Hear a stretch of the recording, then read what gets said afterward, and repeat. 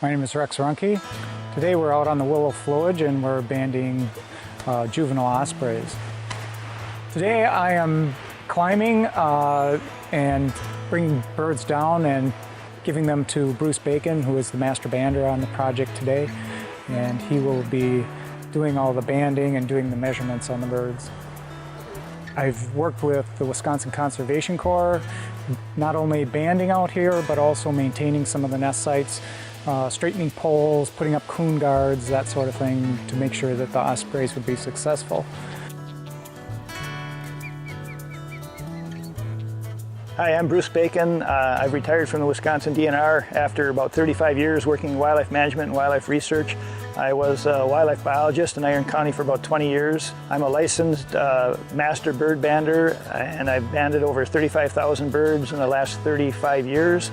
I've banded a total of about 550 osprey.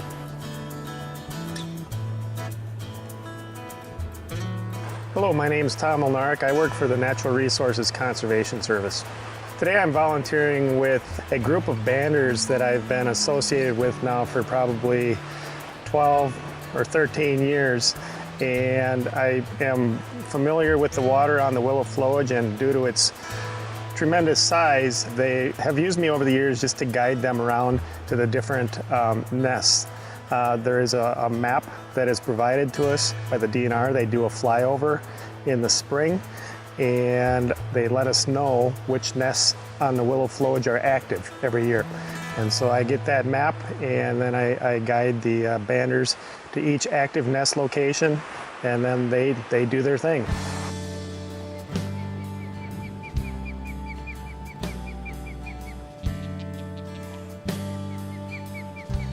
When we approach a nesting site, we try to respect the privacy of these birds and do our job as quickly as we can. Seeing as though I normally am in the lead boat in guiding the banders out here, I will hang back until Rex is ready to approach the nest close, and then I will pull my boat in and participate in helping with the banding or whatever needs to be done. We get the job done as quick as we can, and then we leave as quietly as we can, and within minutes the adult is back on the nest. A successful nest site will usually have at least one and up to 4 youngsters. I've heard other banders that have had up to 6 on a nest. I've never seen that many. The most I've ever had is 4. But very typical, you'll see 2, sometimes 3. And those are very successful nests then. All the banding data is sent to the banding lab in Patuxent, Maryland, and it's the U.S. Geological Survey, part of the U.S. Fish and Wildlife Service.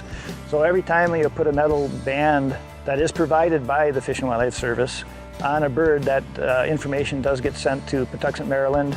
It's a little over 1 million birds a year, up to 1.5 million birds nationwide are banded.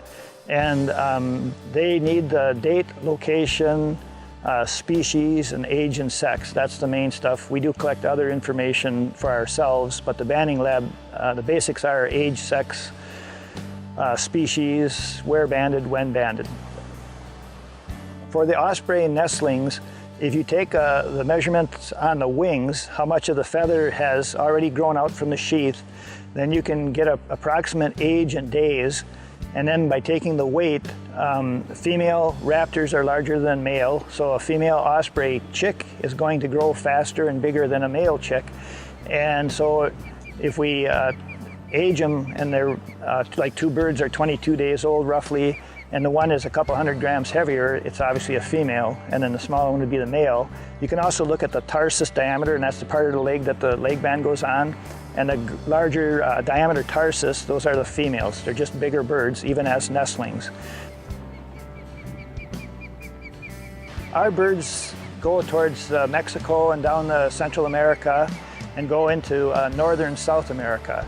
We do get returns from Panama, but those are usually birds that are flying through, and they're going to spend winter in Ecuador, Peru, Colombia, places like that. And it's kind of interesting, a lot of times the males are in one country and the females are in another. They're separate by quite a distance. The majority of the information, the most useful portion of the information is probably going to be going to the DNR, and that gives them an idea of how many birds there are, how many are possibly going to fledge from these nest sites, and gives them an idea of whether or not the Osprey program is doing well or not. And what I'd like to see happen is that we maintain the numbers of birds that we have, at least. People like Ron Eckstein and Bruce Bacon, people like that have been in the forefront of this program, that have really changed the look of the ospreys in Wisconsin. We've gone from having like 4 nesting pairs to a couple hundred ospreys.